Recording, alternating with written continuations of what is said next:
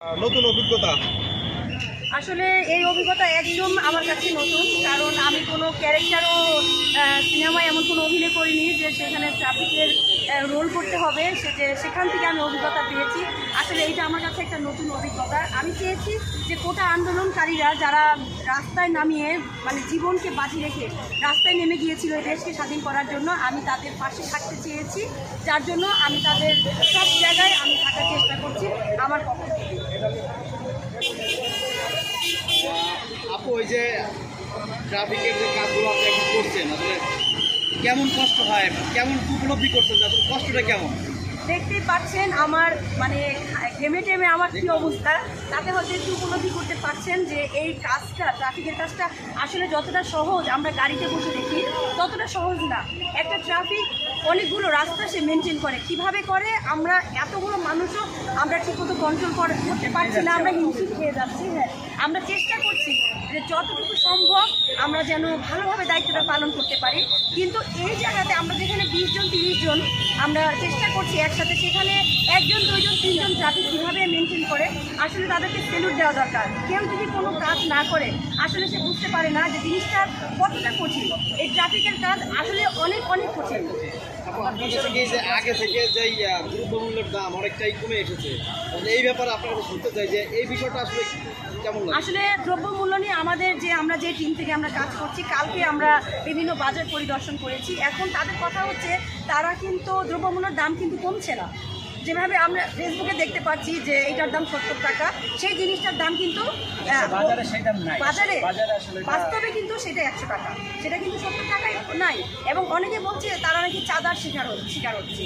যেমন আমাদের কারণ বাজার থেকে যখন মাল লোড করা হয় এরপরে ওইখানে একটা চাঁদা দিতে হয়, যে ফুটেজটা আমাদের কাছে আছে, প্রমাণ আছে, তারা নাকি সেখান থেকে চাঁদা দিতে হয়, এই জন্য মালের মানে মূল্যটা কমাতে পারে না।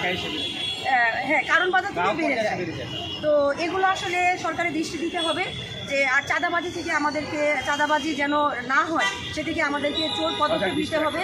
কারণ যেভাবে আমরা বেশিরভাগ বাংলাদেশের মানুষ হচ্ছে কর্মজীবী এবং নিম্ন আয়ের মানুষ। হ্যাঁ, সে জায়গা থেকে আমরা সরকারের কাছে আশাবাদী, নতুন সরকারের কাছে আমাদের মধ্যবিত্ত যারা বা নিম্নবিত্ত আছে তাদের কথা মাথায় রেখে বাজার মনিটরিংটা খুবই জোরালোভাবে এবং কঠোর হস্তে এই বাজার সিন্ডিকেটকে ধ্বংস করার জন্য বর্তমান তত্ত্বাবধায়কের যে প্রধান উপদেষ্টা আছে ডক্টর নোবেল বিজয়ী ডক্টর মোহাম্মদ ইউনূস, ওনার কাছে আমাদের বিনীত দাবি এই যে আমরা একজন সাধারণ মানুষ হিসেবে, বাংলাদেশের সাধারণ নাগরিক হিসেবে, এবং আমি একটা কথা বলতে চাই যে আমি কিন্তু আসলে স্টুডেন্ট না, আমি একজন ছোটোখাটো চাকরিজীবী। আমি চাকরির পাশাপাশি সন্ধ্যার পরে এই চাকরিটা করতেছি, রাত 11টা পর্যন্ত করি। তো আমি আমার জায়গা থেকে আমার দায়িত্ববোধ থেকে, আমার মূল্যবোধ থেকে আমি এটা করার চেষ্টা করতেছি। এখন আমি যতটুকু পারছি আসলে বিষয়টা খুবই কঠিন একটা জিনিস। আমরা যেটা বললেন যে আসলে 3-4 জন ট্রাফিক যেটা করে, আমরা 20-25 জন 30 জন ছেলে মেয়ে সেখানে হিমশিম খাচ্ছি, এবং হাঁটুর ব্যথা, গিরার ব্যথা, রাতে গেলে ঘুম আসে না, এবং বৃষ্টি করছে মোটামুটি। তো এই ভিতরে আমাদের খুব কষ্ট হয়েছে। তো আমরা আশাবাদী যে যারা পুলিশ প্রশাসন যারা আছেন তারা আপনারা মান অভিমান ভুলে দেশের সেবায় আবার আপনারা কর্মস্থলে যোগ দিন। আমরা আপনাদের ভালোবাসি, আপনারা জনগণের বন্ধু এবং আমরা আপনাদের বন্ধু হিসাবেই ভাবি। একটা ভুল বুঝাবুঝি হয়েছিল, আসলে একসাথে থাকলে অনেক মুখের একটা কথা বলে যে এক জায়গায় দুটো পাতিল থাকলে মাঝে মাঝে টাক লাগে। তো সেক্ষেত্রে আমরা যেহেতু একটা দেশে বসবাস করি, সেক্ষেত্রে মান অভিমানে একটা বিচ্ছিন্ন ঘটনা কিছু ঘটতে পারে, সেই জন্য আসলে আমরা তাদের কাছে দুঃখিত এবং আমরা আশাবাদী যে অতি শীঘ্রই আমাদের মাননীয় উপদেষ্টা এবং মহোদয় যারা আছেন সদস্য মণ্ডলী তারা সবাই, এবং আইন প্রশাসনের যারা দায়িত্বে আছেন, নতুন আইজিপি স্যার, ওনার নামটা মেবি আচ্ছা, ওনার কাছে জোর দাবি রাখছি এবং সকল প্রশাসনের কাছে দাবি রাখছি আপনারা অতি শীঘ্রই দেশের স্বার্থে, বৃহত্তর স্বার্থে, যাতে কোনো অপশক্তি এবং বাইরের যত বিভিন্ন অপশক্তি আছে তারা যাতে দেশের কোনো ক্ষতি সাধন করতে না পারে বা কোনো ষড়যন্ত্র বা চক্রান্ততে না হতে পারে। কারণ আমরা দেখেছি কদিন বিশেষ অনেক জায়গায় ডাকাতি এবং ছিনতাই বা রাহাজানির মতো দুর্ঘটনা ঘটেছে, এবং গতকাল গোপালগঞ্জে দুষ্কৃতিকারীরা আর্মিদের এবং সেনাবাহিনীদের উপর হামলা চালিয়েছে এবং তাদের গাড়ি যারা জ্বালিয়ে দিয়েছে।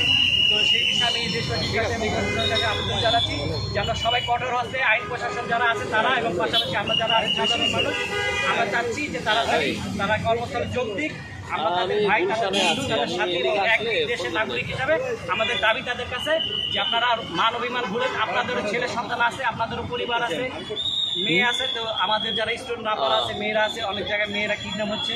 তারপর আশাবাদী তাদের কাছে বিনীত অনুরোধ করে বলছি যে আপনারা তাড়াতাড়ি কর্মে যোগ দিন এবং আমাদের দেশের নিরাপত্তার দায়িত্বটা হাতে নিন। আচ্ছা,